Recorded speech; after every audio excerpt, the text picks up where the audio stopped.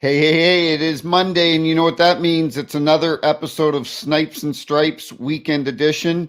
We've got lots to talk about, obviously, as we just completed our first weekend of NHL Stanley Cup playoffs. First of all, I want to thank our sponsors, Whiskey in the Wild. Please go out and try that today. That's my partner, Jeremy Roenick's Whiskey. Also to Protected Neck Guards. We will be in Dick's Sporting Goods very soon. And reach out to me if you have any needs for protected neck guards. Also to Bet Online. Bet Online is your number one source for all your summer sports this season, from MLB, golf, NBA, and NHL playoff stats. All the latest stats, news, and scores available to follow your favorite teams. Get the latest odds and lines, including the latest team matchups, player props, and odds on just about every sport out there. Head to the website today or use your mobile device to get in on the action. Bet online where the game starts.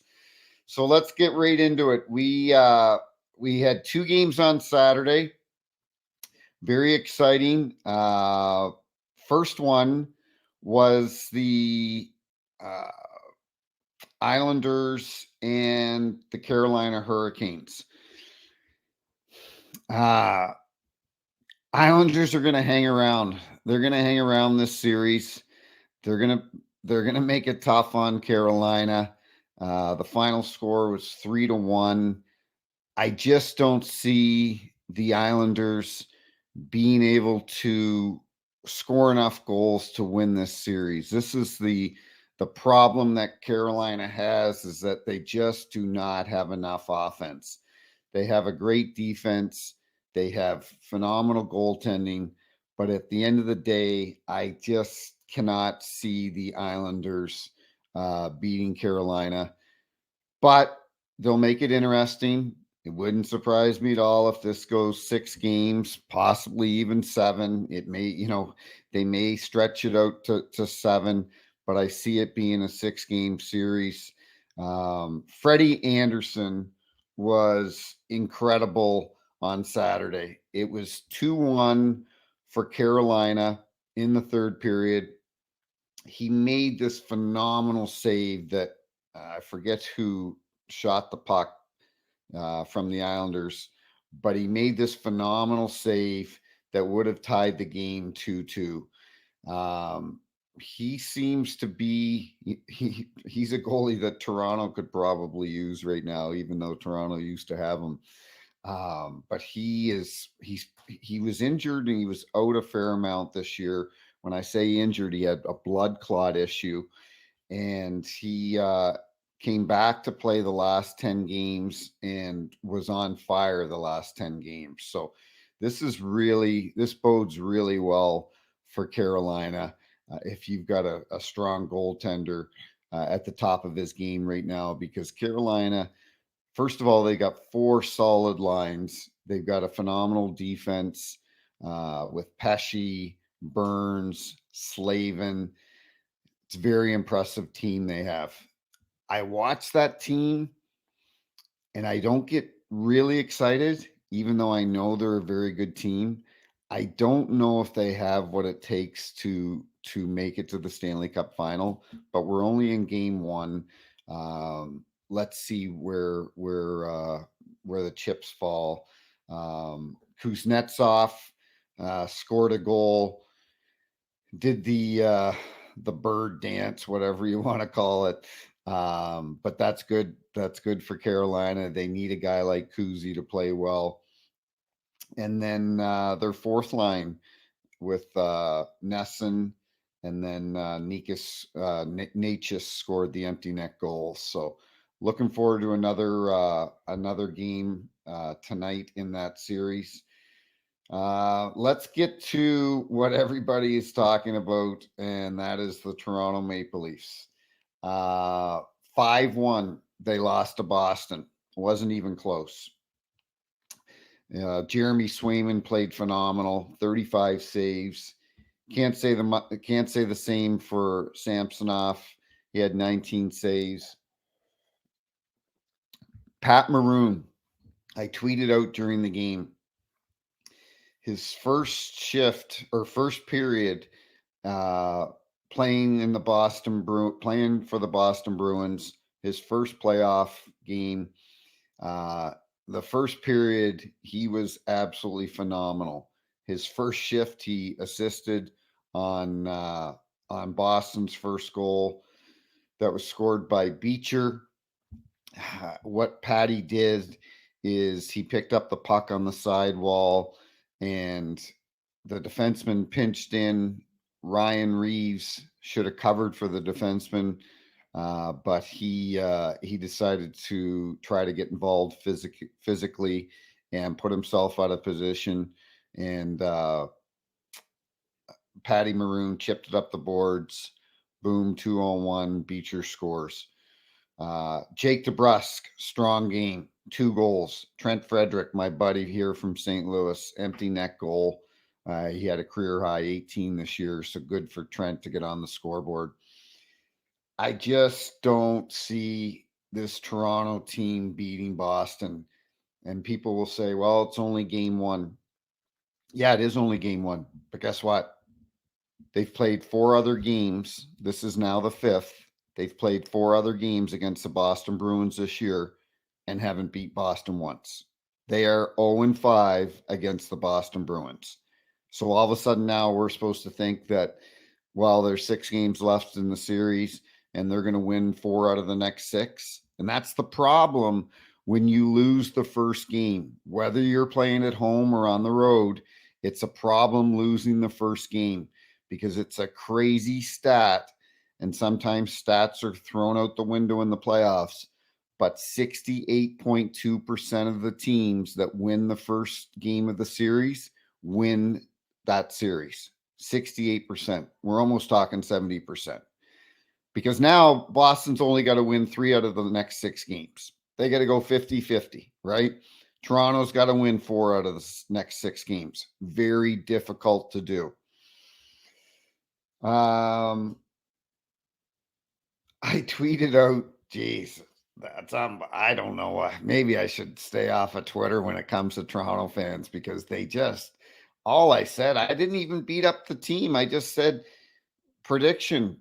Sheldon Keefe is not going to be the Toronto Maple Leafs coach at the start of the 24-25 season.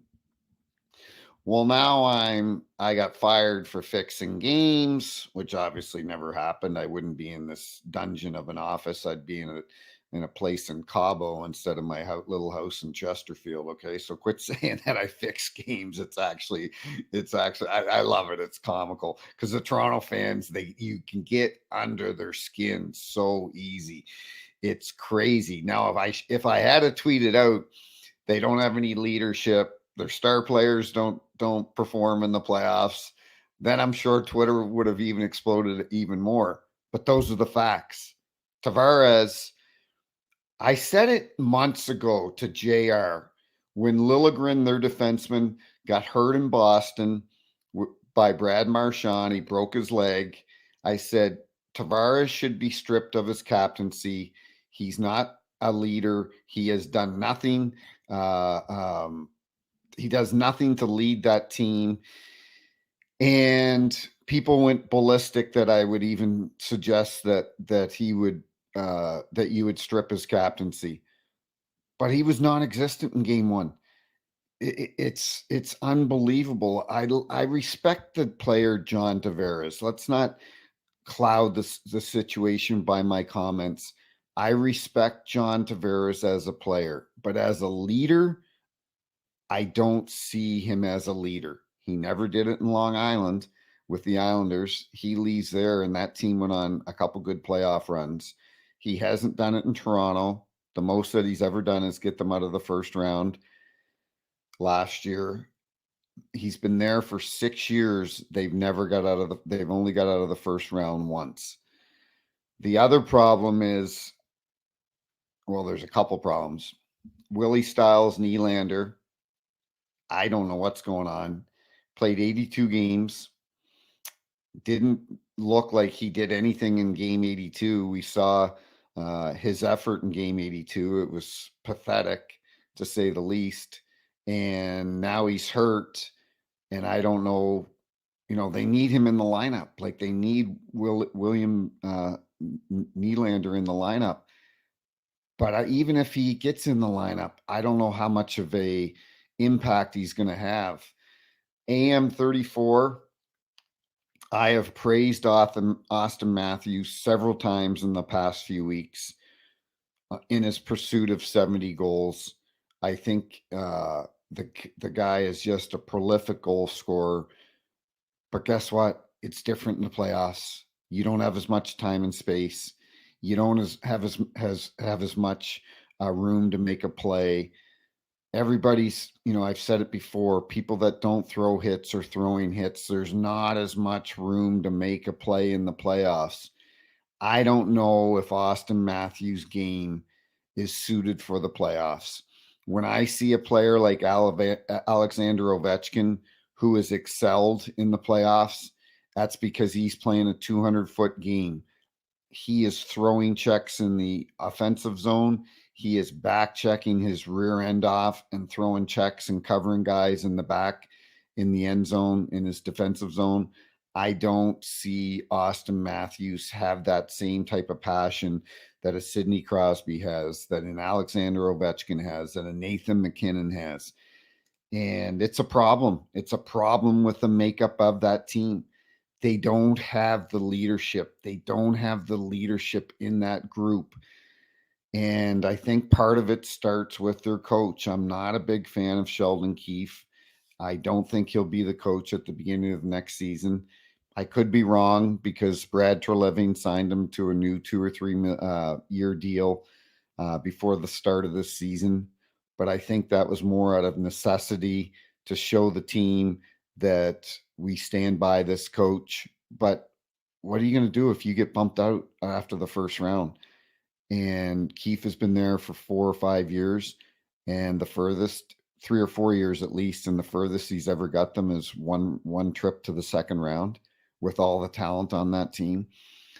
This could be a very short series, and I think Boston wins tonight. I think they win the series in 5. Toronto should be able to win 1 at home, but Boston is a very good team, and like I said, they're 0-5. So enough about Boston, Toronto. Before I get to the other series, last night in Vancouver, Steve Kazari was refereeing the game. Steve Kazari wears number 40. He's worked 3 Stanley Cup finals. He was the referee that was carried off in a stretcher in Pittsburgh 2 weeks ago in that very scary collision with the Tampa player. So good to see Steve back on the ice. The league needs him, and the league's the officiating staff is a stronger staff when Steve Kazari is on it. Let's get to the Tampa Florida series. Great game on Sunday. Early start, 12:30 start. I never liked those starts. I never liked the 12:30 start. Actually, I think it might have been 11:30 in Tampa, in Florida, 12:30 my time. I never liked it. I had to get up early. I was the type of guy. I always love my pregame naps in the afternoon. It could be half an hour, it could be 40 minutes, maybe an hour, but I like to at least lay down after lunch and get a pregame nap and kind of get focused and rested. And so in the morning when I had a 12 o'clock start, 12:30 start, you're leaving for the rink at 10:30 in the morning, 10:15. That means you got to get up at 8, have breakfast. Your routine is just not the same. And it's the same thing for the players. They will tell you that they do not like those early starts, but we have them obviously because of TV with 4 games yesterday. Florida looks phenomenal, but I'm not. I said earlier this week, this is going to be a long series. Tampa's got a very good hockey club, very good goaltending. We saw the season Kucherov had, Braden Point, Stamkos, Hedman, but this Florida team is built to win in the playoffs. And when I talked about the stars of the Toronto Maple Leafs not stepping up in the playoffs. This is the difference between Florida and Toronto. Sam Reinhart scores. What did he have this year? 50 some. Verhaeghe scores. Carter Verhaeghe scores. Matthew Tkachuk, empty netter. But the point is, those are the guys that need to score in the playoffs, and that's what they do for Florida. Stamkos scores a late one on the power play. Brandon Hagel. Shots on goal. Tampa's got to get more shots. They only had 17 on Bobrovsky. But when it was 2-1, he made an incredible save on a one-timer. I think it was from Kucherov. This is going to be a great series. Looking forward to it tonight. Like I say, I think this series can go 7 games. Washington Rangers kind of does nothing for me, to be honest with you. When the game came on, I'm like, okay, well, maybe I'll dust and vacuum and kind of clean up around the house while I'm watching this game, because it does. I would have rather see Detroit or Pittsburgh in. I think they could give Washington a better challenge, or I'm sorry, give the Rangers a better challenge. Washington just is not very good. Somehow they snuck into the playoffs with a minus goal differential. And they snuck in because Charlie Lindgren, their goaltender, played phenomenal in the last month. But Shesterkin made 20 saves. Charlie let in 4 goals. How about Matt Rempe? His first NHL game, plays a little over 8 minutes, scores a goal, threw a couple big hits. But what I like is at the end of the game, and this is an element that the Rangers haven't had the last couple of years. The Spencer Carberry, Washington's coach, puts out Tom Wilson, and Tom Wilson in the past would run rampant over the Rangers. We saw that, remember, a couple of years ago where he threw Panarin to the ice. Like, he would abuse the Ranger players. Well, Spencer Carberry put Tom Wilson out, and quickly the next shift, Peter Laviolette, who I think is a tremendous coach and has done a great job this year, he puts Matt Rempe out. And he's basically saying to Carberry, you be careful, because if your guy is going to take a run at my players, Rempe is going to there's going to be some retribution. So that was great to see. Panarin on the board, Jimmy Vesey, Chris Kreider, who just amazes me every year. I think he's had 10 seasons of 20 goals. Nothing fancy out of nothing exciting out of Washington. This will be a short series. Washington may sneak one out of it, but I don't think so. I think it's going to be 4 straight. Colorado, Winnipeg last night. Even my daughter said, she goes, how come there's so many goals in the first period? 3-3 after the first period. And I guarantee you, Rick Bowness, who I absolutely love, Rick's one of the nicest guys. He's the head coach of the Winnipeg Jets. People in hockey just love Rick. I love Rick. But I guarantee he went in that dressing room and said, well, boys, we got to win. Let's be happy. We're up 1-0 in the series, but there are a lot of things that we need to do better. We cannot be winning game 7-6 in the playoffs. We cannot be allowing 6 goals in the playoffs. And I get a kick out of Rick. Rick always protects his players. And one of the reporters asked Rick, what do you think of Connor Hellebuck's performance? And because Connor Hellebuck will probably win the Vezina this year.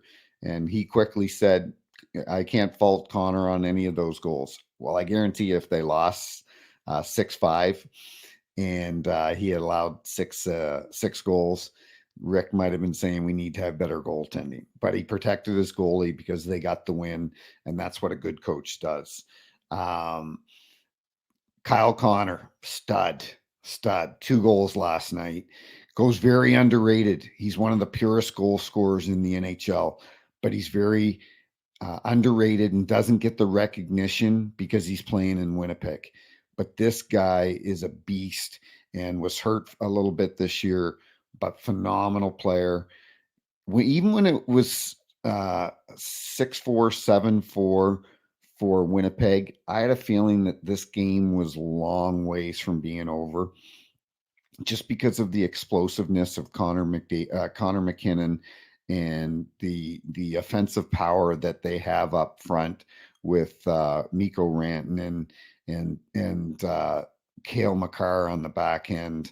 They've got a great team. This is going to be a long series, but in order for it to be a long series, Colorado's got to get better goaltending from Grigoriev.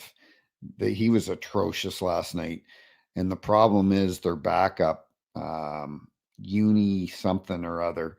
He was sick, so they had their third string as a backup last night. Grigoriev has not played well in the last month, and I don't think Bednar's got a lot of confidence in him right now. And the problem is, I don't think the players have a lot of confidence in him right now. And it is tough to play when the players don't have confidence in their goaltending. And I'll go back to the 2019 Stanley Cup playoffs with the St. Louis Blues, who were last in the league in January and then win the cup because Binnington played out of his mind. And they knew if they were going to make mistakes, and they could kind of take chances, but they knew that they had this goaltender in net that would save them and would make up for their mistakes. Colorado doesn't have that right now. It is a big problem. Adam Lowry last night with 2 goals, Scheifele with 1. It was just a great game. Nathan McKinnon had 1 goal. He had moments where he looked pretty good, but I think overall he would tell you that he can play better, and which is scary for Winnipeg because they still put up 6 against you. And if all of a sudden Connor McKinnon brings his game to another level, this could be a great series. I see this series going seven games, and I'm not even going to predict who's going to win it, because if it does go 7, Winnipeg's got home ice advantage, and maybe that'll help, because you know what was amazing? We had 6 games this past weekend. Very unusual. None of the visiting teams got a win. And that wasn't the case last year in the playoffs.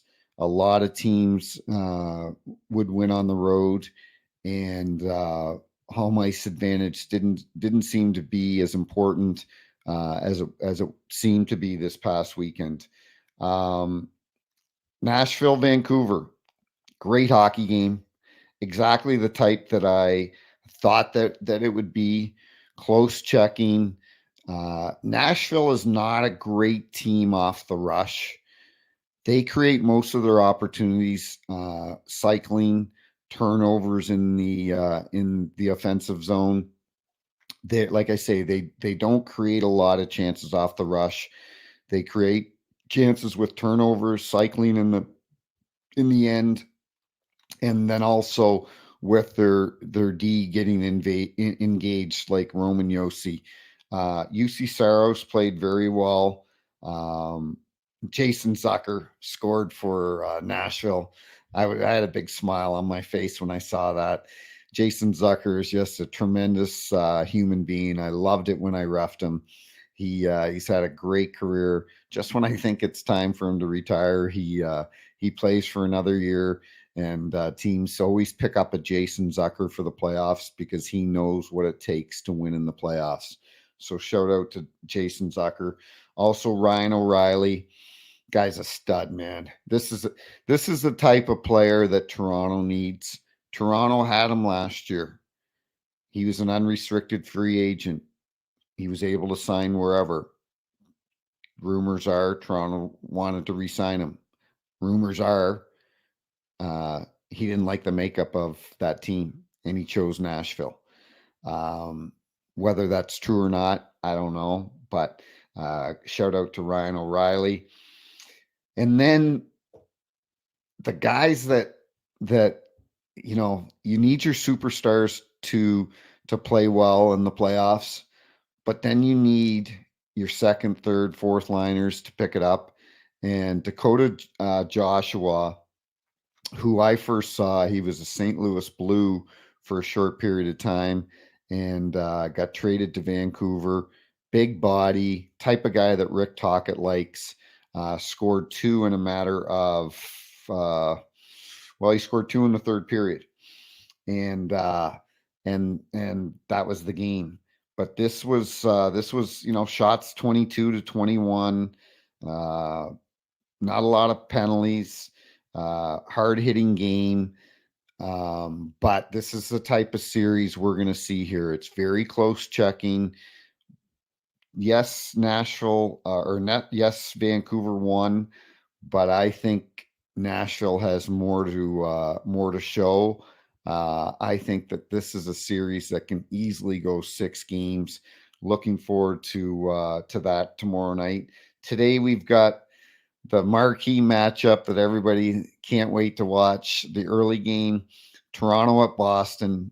Like I said earlier, they're 0-5 against Boston this year. Can they finally win? Carolina is hosting the Islanders at 6:30 Central Time. Dallas and Vegas. This is a Tyson Holyfield fight. These are big boys. This is two phenomenally talented, well-built hockey clubs.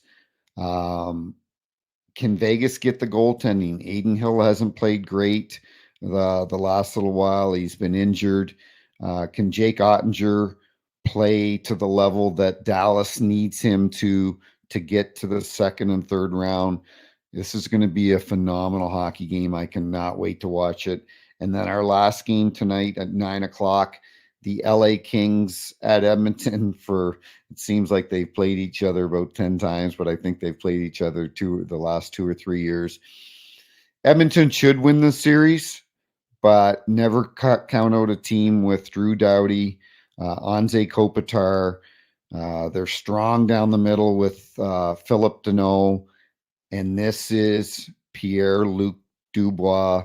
This is your time to make up for the shitty year that you had. You had a shitty year, 40 points. You're making $8 million a year plus. This is when you need to show the LA Kings management and more so your teammates that this is why you brought me here. I'm going to bring it to the next level, and they need a big performance from PLD if they have a chance of beating the Oilers. Edmonton, enough said. Connor McDavid, Leon Draisaitl. My buddy Evander Kane is dealing with a sports hernia.